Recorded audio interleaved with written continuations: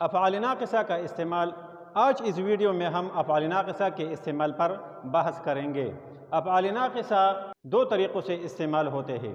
ایک طریقے میں یہ فاعل کے مطابق لگتے ہیں، ان کا فاعل کے ساتھ مطابقت ضروری ہے، اور دوسرے قسم کے فقروں میں یہ مفعول کے مطابق لگتے ہیں، مفعول کے ساتھ اس کی مطابقت ضروری ہے۔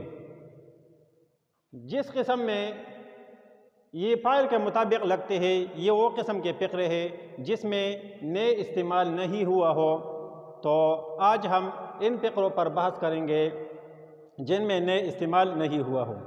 یہاں دیکھیں، فاعل کی جگہ اگر اسم واحد ہو، اسم ضمیر آیا ہو، لگتے ہیں، مثلا علی نماز پڑھتا ہے یا وہ نماز پڑھتا ہے۔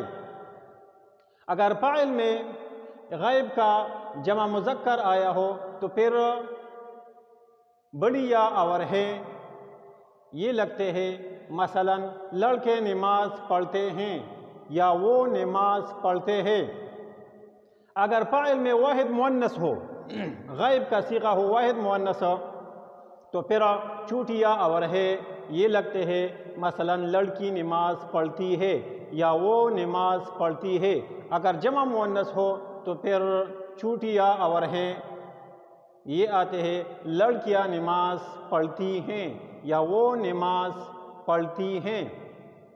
اسی طرح اب حاضر کے صیغے کو دیکھیں، اگر فاعل میں حاضر کا کے لیے واحد مذکر آیا ہو تو پھر الف و اور ہے یہ آتے ہیں، مثلا تو نماز پڑھتا ہے۔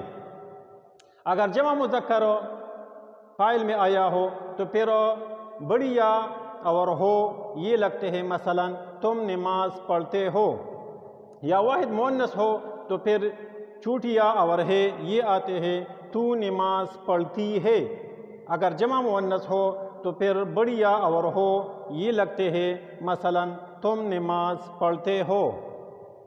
اسی طرح متکلم کے صیغوں کو دیکھیں، اگر فاعل میں واحد مذکر ہو تو پھر الف اور ہوں یہ آتے ہیں، مثلا میں نماز پڑھتا ہوں۔